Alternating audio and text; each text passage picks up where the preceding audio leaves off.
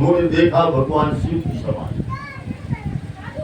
देखते ही उनके तो होश उड़ गए, भयभीत होकर घबराते हुए पागलों की तरह वापस घर पहुंचे।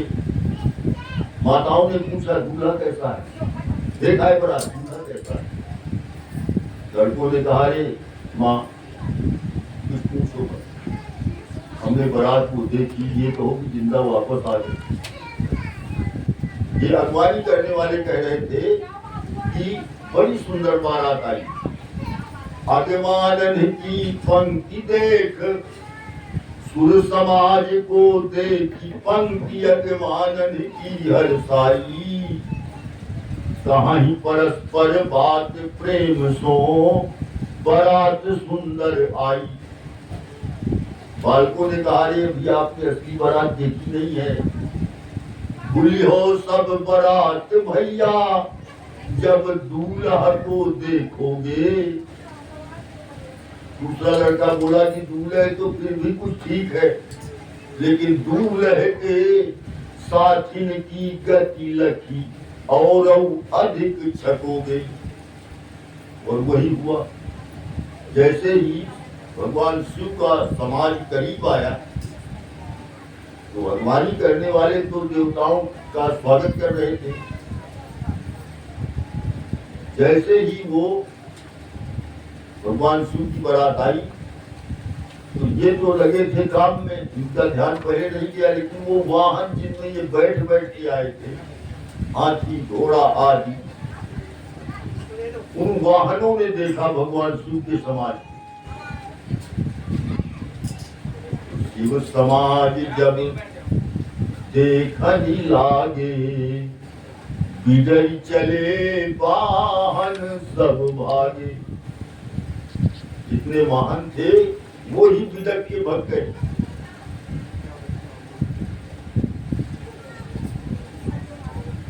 आखिर बारात पहुंची जयमासे तक, द्वार चार की तैयारी हुई। मैना सुबह आरती समारी, संग सुमंगल गावही नारी। मैना ने आरती की थाली सजाई, सखी सहेलियों के साथ दरवाजे में आकर खड़ी हुई, हिमवान बैठे पर पूजन करने के लिए। शिव पुराण में थोड़ा भिन्न वर्णन है। पहले जब शिव जी आए तो लीलाधारी हैं वो,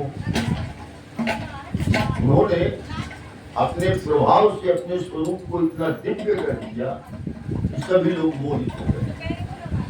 कैसा ही वेश कैसा भी रहा हो, लेकिन इतना लावण्य था उनके चेहरे में, इतने सुंदर, जो देखता देखता ही रह जाता। लेकिन जैसे ही द्वार पूजन के लिए सामने पहुंचे तो उन्होंने विकट वेश प्रकट किया।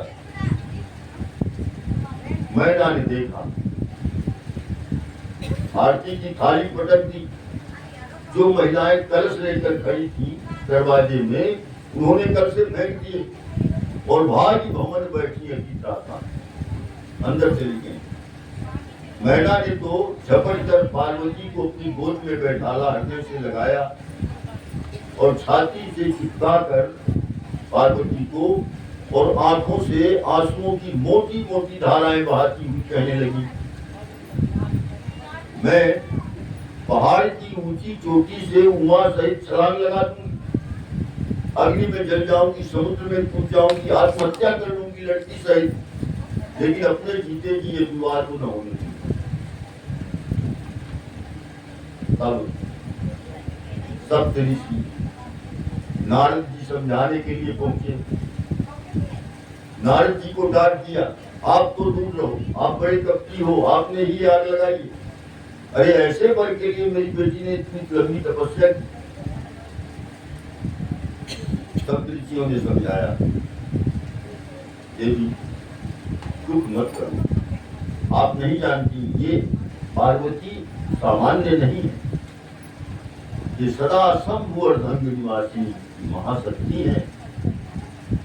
भगवान शिव के लिए ही इन्होंने अवतार लिया है। आपका सौभाग्य है कि आपकी बेटी बनकर आई है ये। आखिर सप्तऋषियों के समझाने पर मैना को सांत्वना मिली। शांत होकर वो आगे के कार्यक्रमों की तैयारी करने लगी। इधर देवताओं में उथल पुथल मच गई। उन्होंने कहा, भैया अभी तो वर को देखकर वर की मां भगी है, और अगर कहीं वर को देखकर कन्या ही भग गई तो विवाह किसका होगा? और जब विवाह नहीं होगा तो हमको भोजन कौन देगा? तो एक काम करो, अन्य कार्यक्रम विवाह के बाद में होंगे, पहले हमको आप भोजन दो, पहले पंक्ति कराओ। ने कहा, इसमें कौन सी बड़ी बात है, पहले आप भोजन करो। नियम ये है कि पहले द्वार पूजन हो, चढ़ाव हो, आवर के पहले भोजन। तो अभी द्वार पूजन भी ठीक से नहीं हो पाया। मैना अपनी सहेलियों के साथ आरती की थाली कल से पटक कर भाग गई अंदर। भगवान शिव थोड़ी देर खड़े रहे दरवाजे में। उन्होंने समझ लिया कि द्वार पूजा हो गई, यहाँ ऐसे ही होता होगा। वापस आ गए जन्माष्टमी। बरातियों ने कहा, भैया गड़बड़ है, पहले भोजन हो। मेहमान ने कहा, ठीक है पहले भोजन। भोजन के लिए बुलावा गया। देवताओं के साथ साथ भगवान शिव वाला समाज भी बैठा भोजन के लिए। अब जब परोसे आए परोसने के लिए, तो उन्होंने देखा एक प्रेत तो अपना सर हाथ में लेकर बैठा था। एक प्रेत के सर था पीछे की तरफ मुंह था उसका। तो पत्थर डालने वाले ने पूछा कि भैया मैं पत्थर किधर डालूं, आगे कि पीछे? आगे बढ़े तो देखा कि उसके पूरे शरीर में मुंह ही। बोले, यहाँ कितनी पत्थर डालूं? देवताओं ने कहा, भैया एक काम करो, आप हमको भोजन नहीं करा सकते जब आप में पत्थर डालने का सबूत नहीं है। भोजन क्या कराओ? तुम एक काम करो, तुम केवल दूल्हे को भोजन करा दो। जैसे जड़ में जल डालने से पूरे वृक्ष को शांति मिलती है, पोषण तत्व मिल जाता है, वैसे ही तुम दूल्हे को भोजन करा दो, मानो हम सब भोजन कर। बोले ठीक है, इसमें तो और आराम है। एक आदमी को भोजन कराने बैठा लीजिए। भगवान शिव बैठे भोजन करने के लिए। परोसने वाले आए, उनके पास जो भोज्य सामग्री थी वो शिव जी के साथ जो बराती थे उनको चाहिए ही नहीं, और जो उनको चाहिए वो उनके पास थी नहीं।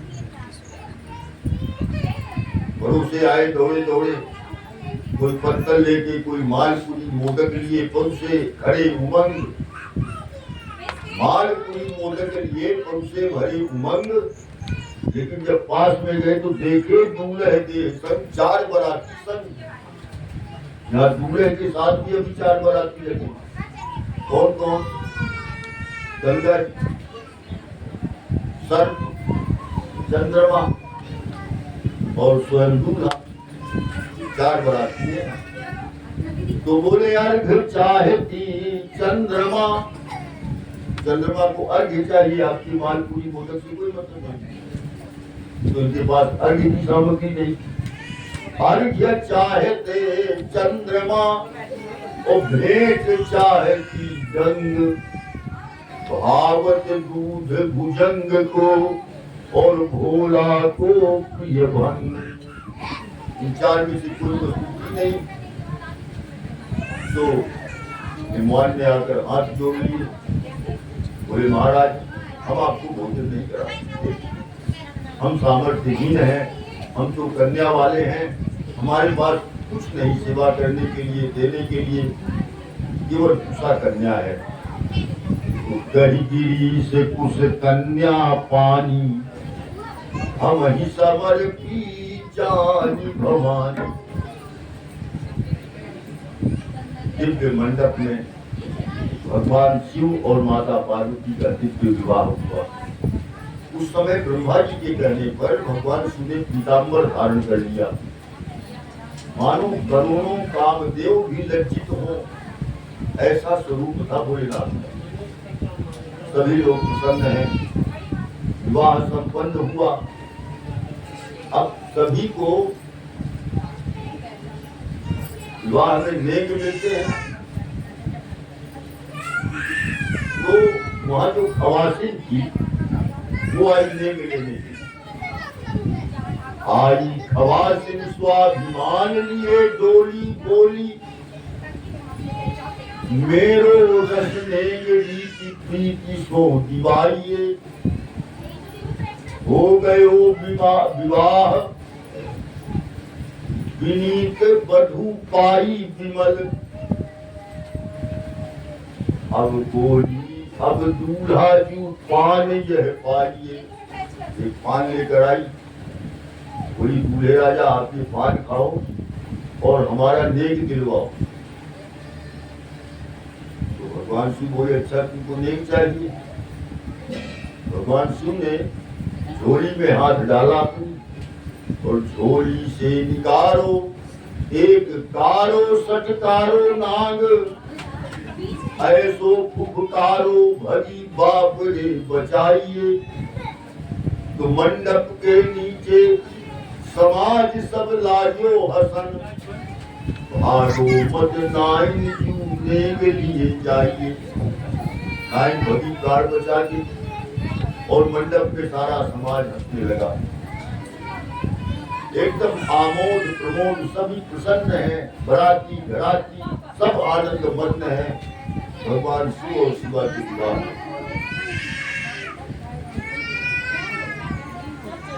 आइए थोड़ा हर नाम से कीर्तन करें।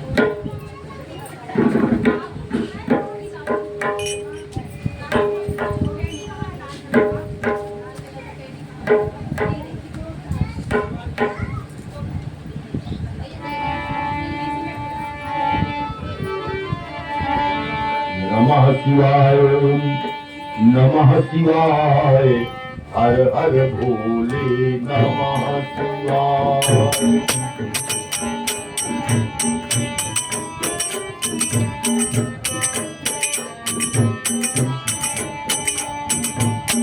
नमः शिवाय नमः शिवाय हर हर भोले नमः शिवाय नमः शिवाय नमः शिवाय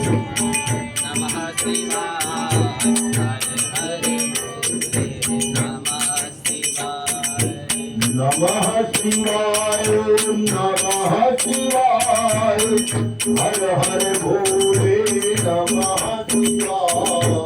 नमः शिवाय नमः शिवाय हर हर भोले नमः शिवाय। नमः शिवाय नमः शिवाय हर हर भोले नमः शिवाय। नमः शिवाय नमः शिवाय हर हर भोले नमः शिवाय। नमः शिवाय नमः शिवाय हर हर भोले नमः शिवाय। नमः शिवाय नमः शिवाय हर हर भोले नमः शिवाय। नमः शिवाय नमः शिवाय हर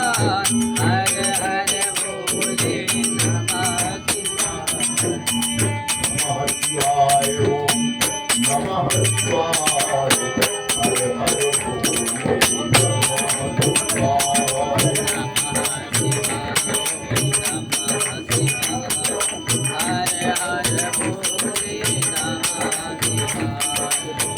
नमः शिवाय नमः शिवाय हर हर भोले नमः शिवाय।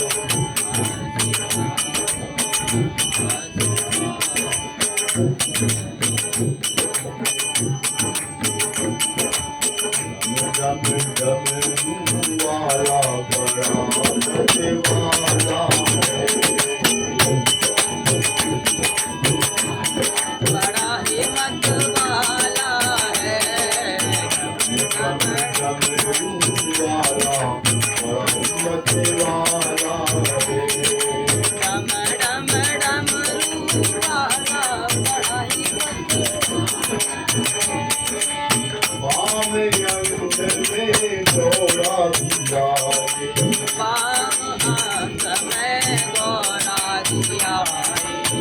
राम अंग में गौरा विराजे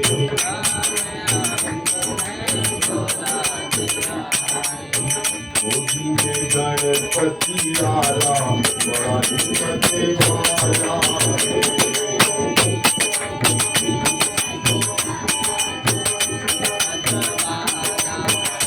गोदी में गणपति लाला बड़ा हिम्मत वाला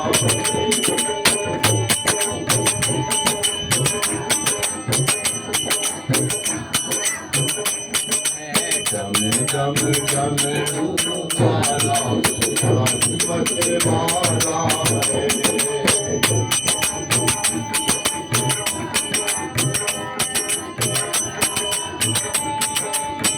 एक नाग का खड़ा जमीन